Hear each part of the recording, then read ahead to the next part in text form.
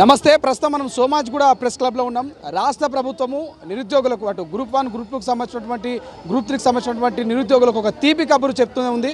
So ఇదైతే group 2 group 3కి సంబంధించి వాయిదా పడుతున్నట్టు డిసెంబర్లో కండక్ట్ చేస్తున్నటువంటి ఒక తీపి కబురు చెప్పింది. తీపి కబురు చెప్పేలోపే నిరుద్యోగులు మరో ఉద్యమంతో మళ్ళీ తెర మీదకి వచ్చిర్రు. సో ఇప్పుడు ఏ అంశాన్ని తెర మీదకి తీసుకొచ్చారు? ప్రధానంగా 1:100 గ్రూప్ 1లో ఖచ్చితంగా అమలు చేయాలంటూ నిరుద్యోగులు మరి మరొక నిరసన కార్యక్రమాన్ని చేపట్టారు. ఒక రౌండ్ టేబుల్ సమావేశాన్ని సింధు ఉన్నది మాట్లాడదాం. సింధు, ఇప్పుడే ఒక తీపి కబురు, ఒక శుభవార్త చెప్పింది రాష్ట్ర ప్రభుత్వం అనుకున్నాము. ఆ లోపలనే మరొక అంశాన్ని మళ్ళీ తెర మీద తీసుకొని మరో ఉద్యమాన్ని తెరలేకపోతా ఉన్నారు. కారణం ఏంటి? మీ ఎజెండా ఏంటి? ప్రభుత్వం తీపి కబురు ఇచ్చిందని మీరు అంటున్నారు, కానీ అది కంప్లీట్గా ఇచ్చిందని మేము అనట్లేదు. మాకు ఓన్లీ పోస్ట్పోన్ చేస్తున్నామని మాత్రమే ఇచ్చారు. కానీ మా డిమాండ్ వచ్చేసి పోస్టులు పెంచాలనే డిమాండ్ కూడా ఉంది. సరే, గవర్నమెంట్కి కొంచెం టైం అయితే ఇస్తాము, ఇమీడియట్గా కొన్ని డెసిషన్స్ తీసుకోలేదు కాబట్టి. సో ఇప్పుడు మేము మళ్ళీ తెర మీదకి రావడానికి కారణం ఏంటంటే గ్రూప్ 1 1:100 చేయాలి అని. ఇది మేము ప్రొటెస్ట్లు స్టార్ట్ చేసినప్పటి నుంచి ఇది మా one of the prime demand ఉండింది.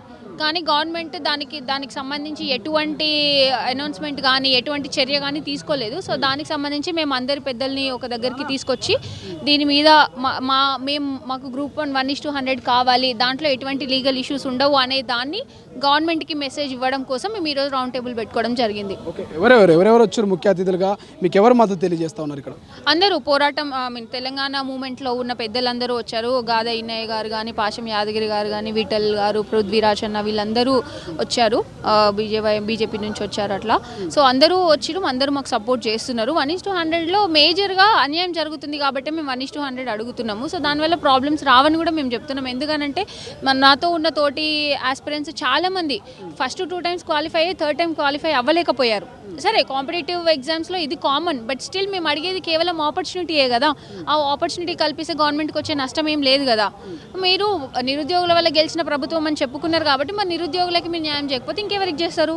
సో ఖచ్చితంగా మేము అందుకే 1:100 చేయాలని అడుగుతున్నాం. ఇప్పుడు already serious aspirants only group 1కి ప్రిపేర్ అయ్యేటోళ్ళు ఉన్నారండి. మరి వాళ్ళకి మీరు ఏ రకంగా న్యాయం చేస్తున్నారు? ఇప్పుడు అందరికీ అన్ని జాబ్లు అయితే ఇవ్వలేరు, అది ఆ విషయం మాకు కూడా తెలుసు. కానీ మీరు ఒక ఆపర్చునిటీ ఇస్తే మేము దానికి ట్రై చేసి అయితే పోతే వదిలేసుకుంటాం. కానీ మీరు ఆపర్చునిటీ ఇవ్వకుండా మేము చెయ్యము అని అంటే ఎట్లా నమ్ముతాం ప్రభుత్వాన్ని? నమ్మలేం కదా.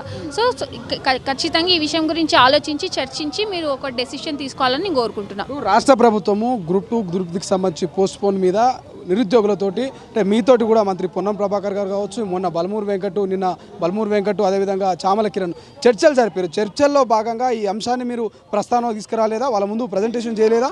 100% మేము ప్రజెంట్ చేసామండి. 1:100 కూడా మా one of the key point ఉండే డిస్కషన్లో. మేము ఖచ్చితంగా దాన్ని కూడా ప్రజెంట్ చేసినప్పుడు పొన్నం ప్రభాకర్ గారు అన్నది ఒకటే, ఇప్పుడు మేము 1:100 తీసుకోవడంలో మాకు ఇబ్బంది లేదు, కాకపోతే 1:50లో సెలెక్ట్ అయిన క్యాండిడేట్స్ ఈ ఎగ్జామ్ మీద రేపు కోర్టులో కేసు వేస్తే, ఎగ్జామ్ మీద స్టే వస్తే అందరికీ అన్యాయం జరుగుతుంది, నిరుద్యోగులు నష్టపోతారు అనేసి అన్నారు. దానికి మేము కూడా ఒక రీజన్ చెప్పినాం.